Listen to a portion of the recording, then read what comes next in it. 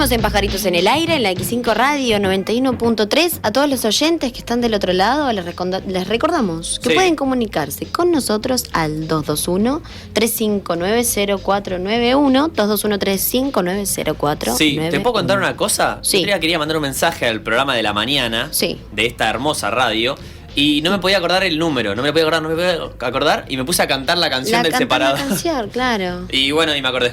Y sí, son los jingles que te quedan en la cabeza. Bueno, y para continuar con la información, desde Pajaritos venimos hablando de la situación laboral que hay en la Argentina a partir de diversas decisiones políticas que se están tomando y que están también incluidas en un proceso global en cuanto al empleo y el desempleo. Claro, un contexto mundial que siempre influye en nuestra realidad. Exactamente, pero para que nos cuenten más de este análisis, de esta cuestión del empleo y del desempleo, de los trabajadores, tenemos a Julián Ofele, abogado laboralista, ¿no? Sí, y docente de trabajo, docente de Derecho del Trabajo en la UBA. Hola Julián, Verónica Schneider, te abre Mauro Piccoli. ¿Qué tal? ¿Cómo andan Verónica? ¿Qué tal Mauro? ¿Cómo andan todos? Julián, recién estaba leyendo una columna que hiciste, que redactaste para elpaisdigital.com y estaba viendo una cuestión que me resulta bastante llamativa. Hablas de un proceso que estamos viviendo ahora en términos mundiales, un proceso que implica, que tiene relación con el tema del trabajo, que es la cuarta revolución industrial que está impulsada por las tecnologías de la comunicación, que tiene cosas positivas y que tiene cosas negativas. Contame cómo es esto de la cuarta revolución industrial que estamos... Sí, la cuarta revolución industrial se denomina, como vos bien decías, las tecnologías de la comunicación y la información. Básicamente es el proceso de automatización de empleos que vienen ocurriendo a nivel mundial, que en nuestro país no es excepción, pero que básicamente son máquinas o softwares o desarrollos tecnológicos que lentamente van realizando los trabajos que pueden realizar hoy o que realizan hoy distintos tipos de trabajadores, ya sea profesionales o no, con estudios universitarios o no. Hoy se estima que hasta el 47% del empleo total puede estar en riesgo de acá a 2 décadas, por lo cual es una situación que merece debates urgentes para poder abordarlos con la complejidad que tienen. Digo, para que se den una idea, muchas de las grandes empresas que hoy conocemos no necesitan contratar gran cantidad de trabajadores. Claro. Piensa en Instagram, por ejemplo, una aplicación que se usa muchísimo hoy en día. Cuando en 2012 la compró Facebook por 1.000 millones, tenía contratados 13 personas. Claro. El resto era todo desarrollo tecnológico. Claro, porque en realidad se está como dando una situación donde empiezan a surgir empresas que no tienen como tampoco base... No productivas. Aparte estructuras claro. En términos materiales, como que son plenamente tecnológicas. No sé cómo decirlo porque no estoy en el tema del vocabulario en sí, pero que no tiene eso que vos decías, que surgen... Yo lo miro como microemprendimientos más chicos, por ejemplo, que están surgiendo que personas que tienen ganas de hacer ropa o de vender ropa que no necesitan un local específico. Lo digo en el sentido más micro, ¿no? Que no necesitan un lugar específico.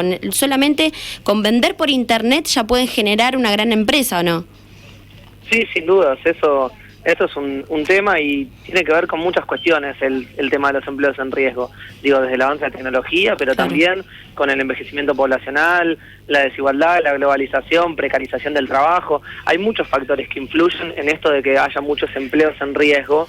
Tenemos que entender que, obviamente, el desarrollo tecnológico puede traer algunas buenas noticias. Sí. Si se quiere, se puede avanzar en el desarrollo de curas para enfermedades, se puede pensar incluso en un aumento de la productividad. Ahora, ¿qué hacemos con toda la gente que queda sin empleo?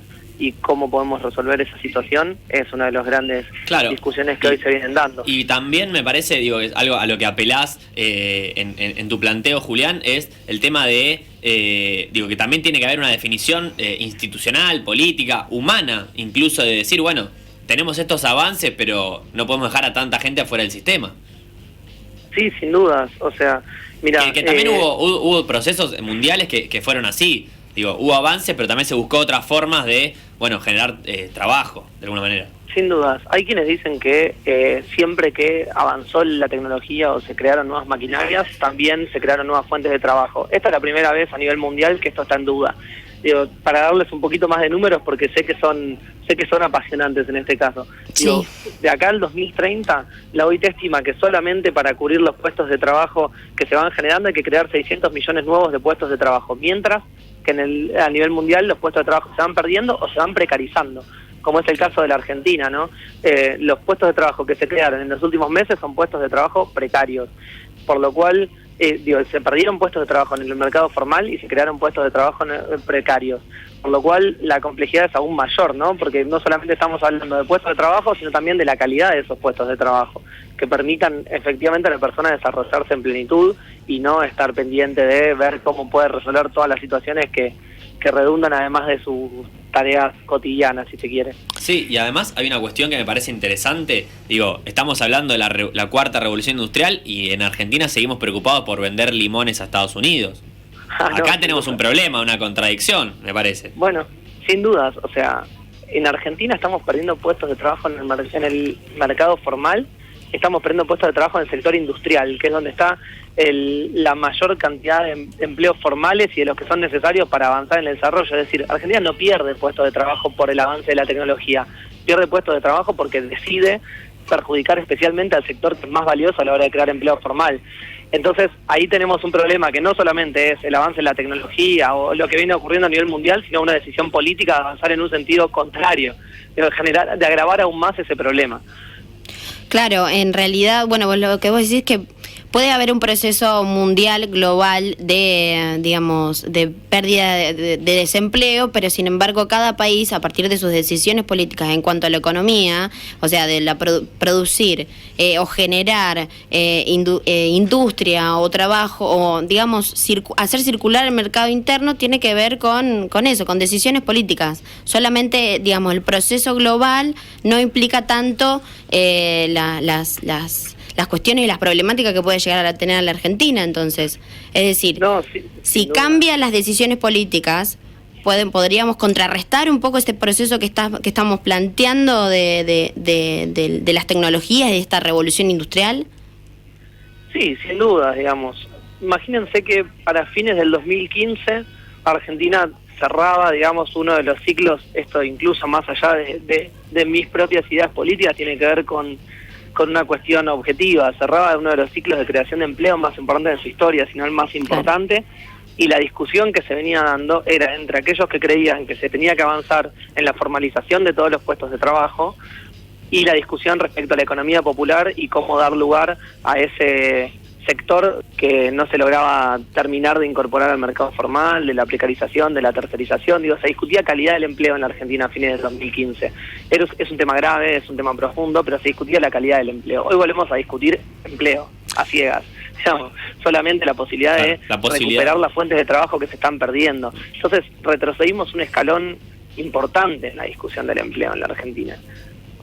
A partir de eso, obviamente, digamos, si nosotros pudiéramos retomar la senda de avanzar hacia el pleno empleo, aunque sea pleno empleo con un tercio de la población en un empleo precario, ¿no? Digamos, como el que había, que era un tema a resolver, pero podemos volver a ese esquema, ahí podríamos dar la discusión de cómo avanzar en un desarrollo tecnológico que no excluya puestos de trabajo.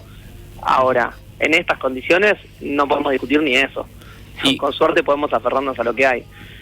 Y ya que te cambie un poco el esquema del planteo y te llevo un poco para otro territorio, estamos hablando de la situación del empleo, la situación informal, la situación de precarización que se está viviendo y también los avances tecnológicos.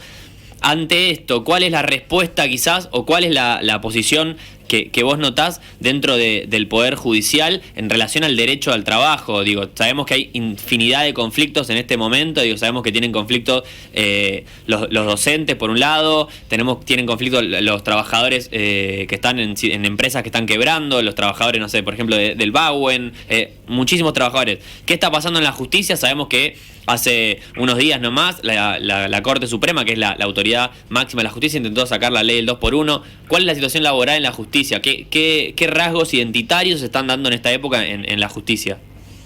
La situación es preocupante no solo, digamos, por lo que hace la justicia, por la justicia en sí, sino por el lugar en el que el gobierno la quiere llevar, que es hacer cómplice de la flexibilización laboral y el desguace de las políticas laborales, ¿no?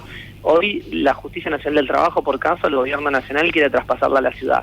Eso implica destruir la justicia nacional para quitarle derechos a los trabajadores desde la perspectiva de una visión protectoria que privilegie o tome al trabajador como el sujeto de preferente tutela. Esto es parte de la doctrina de la Corte, quizás es un poco técnico, pero tiene que ver básicamente, y esto se da cuenta cualquiera, con que la justicia laboral está creada, está pensada y tiene como función proteger a los trabajadores. Lo que quiere el gobierno es crear una justicia en la que todos sean iguales, el dueño de los medios de producción y el trabajador sean tratados como iguales, cuando no lo son, cuando hay uno que tiene una ventaja frente al otro, y que de eso viene, esa situación de inequidad es la que viene a paliar la justicia del trabajo, y hoy hace todo lo posible para que eso no ocurra. Imagínense que cuando 2 jueces decidieron avalar la paritaria de los bancarios, que fue una paritaria libre, cerrada entre trabajadores y empleadores, que el gobierno nacional no quería homologar, los mandaron a juicio político, por eso, digamos.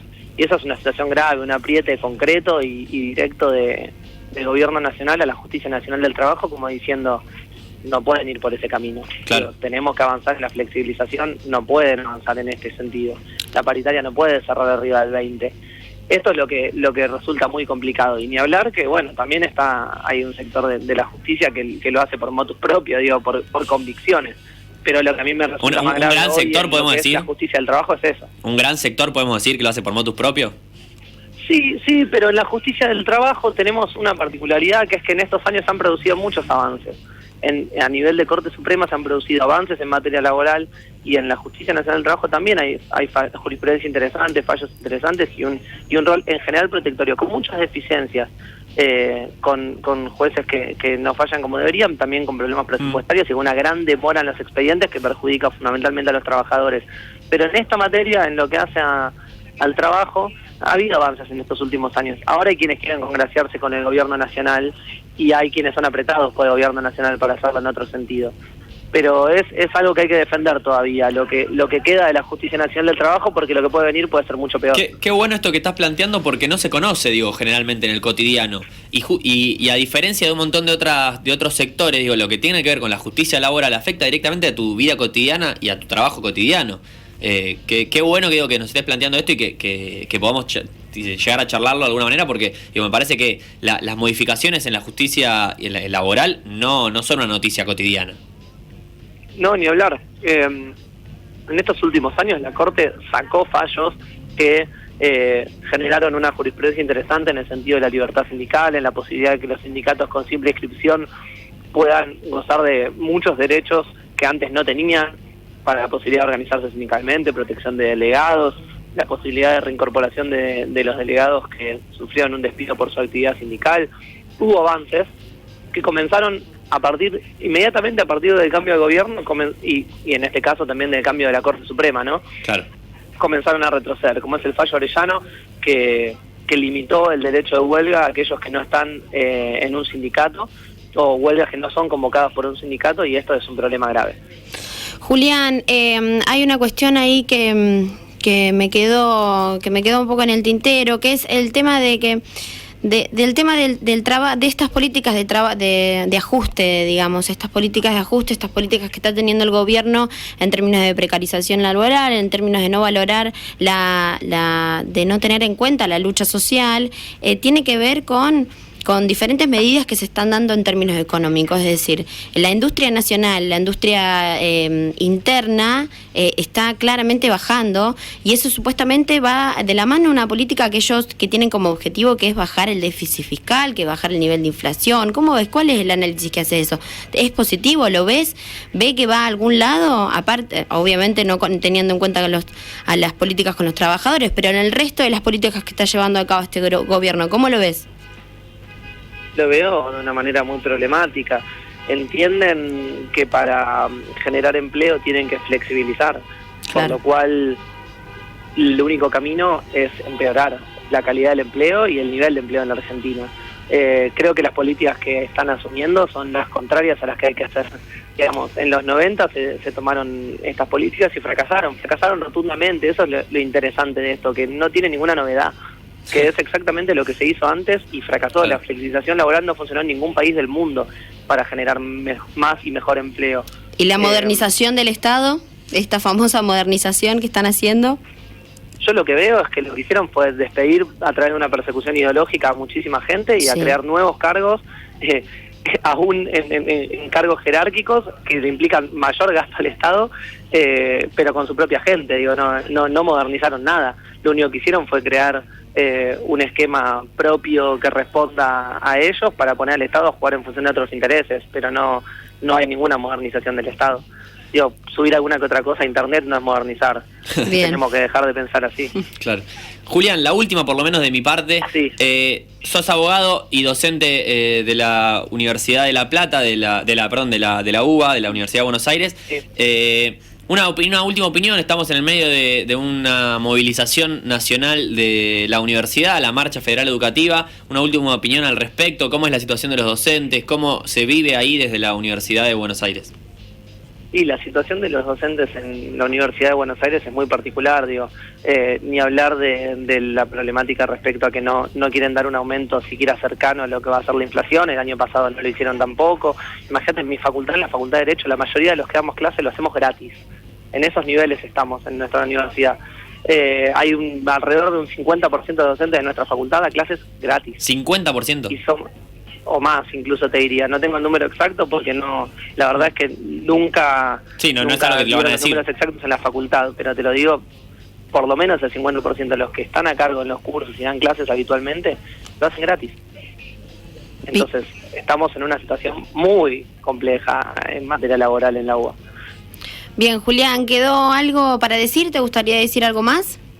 No, agradecerles que traten estos temas que son muy importantes y estar a disposición para cuando quieran que sigamos discutiendo, que me parece apasionante que lo hagamos. Bueno, muchísimas gracias por tus palabras, por tu análisis y desde ya te digo que nos vamos a estar comunicando para consultarte más sobre cuestiones que tengan que ver con el trabajo y el análisis que haces, que es muy interesante. Muchas gracias. Muchas gracias. Hasta luego. Hasta luego. Pasaba allí Julián Ofeli, abogado laboralista y docente de Derecho del Trabajo en la UBA. Hablamos un poco de las cuestiones... Sí, Mauro. No, estaba escuchando atentamente, pero te iba a decir que más allá Contame. de que tiene mucho título, es una persona joven, digo, podés buscar, publica muchas cosas en Twitter, Julián, y es interesante porque es una persona joven, digo... A las personas grandes también publican en Twitter. Sí, obviamente.